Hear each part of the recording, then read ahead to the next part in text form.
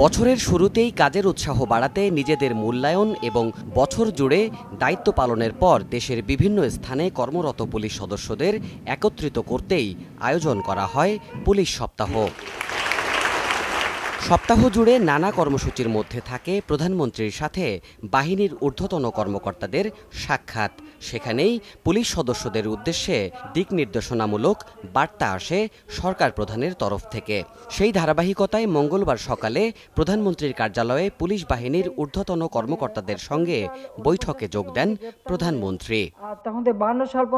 বৈঠকে প্রধানমন্ত্রী বিভিন্ন ধরনের অপরাধ দমনে পুলিশের ভূমিকার প্রশংসা করে বলেন, কার্যকরভাবে জঙ্গিবাদ নিয়ন্ত্রণ করতে হলে প্রশিক্ষণের কোনো বিকল্প নেই। গুরুত্ব আরোপ করেন সাইবার অপরাধ মোকাবিলাতেও। জঙ্গিবাদ সন্ত্রাস এটা কিন্তু বাংলাদেশের একান্ন, এটা সারা বিশ্বব্যাপী একটা সমস্যা, কিন্তু আমাদের দেশে আমরা অন্তত জঙ্গিবাদ নিয়ন্ত্রণ করতে সম্ভব আমরা করতে পেরেছি। গোয়েন্দা নজরদারিও যেমন বাড়াতে হবে, পাশাপাশি এই ধরনের একটা স্ট্র্যাটেজি নিয়েই সবসময় আমাদের আরও ট্রেনিংয়ের দরকার এবং প্রস্তুত থাকা দরকার। মামলা দ্রুত নিষ্পত্তি করতে পুলিশকে আরও সক্রিয় হওয়ার নির্দেশ দেন প্রধানমন্ত্রী।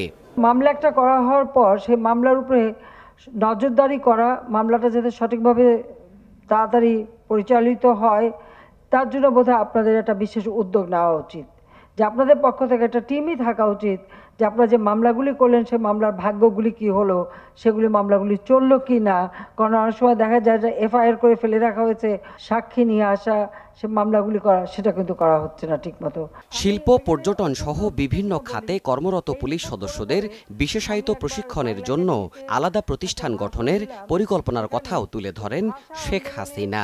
দায়িত্ব এবং কর্তব্য পালনরত অবস্থায় কোথায় কোন ধরনের পুলিশের আচার আচরণ, ব্যবহার বা কার্যক্রম অথবা তাৎক্ষণিক দ্রুত অ্যাকশনে যেতে হবে, এর উপরে বিশেষায়িত ট্রেনিংয়ে বেশি প্রয়োজন বলে আমি মনে করি। না চাইতেও পুলিশ বাহিনীর অনেক সমস্যা বর্তমান সরকার সমাধান করেছে জানিয়ে পুলিশকে জনবান্ধব হয়ে কাজ করার নির্দেশ দেন প্রধানমন্ত্রী। পুলিশকে হতে হবে জনবান্ধব পুলিশ, যেটা জাতির পিতা নির্দেশ দিয়ে গেছেন। দেবাশিস রায়, সময় সংবাদ, ঢাকা। এখন আর উপনিবেশিক শক্তি না, সে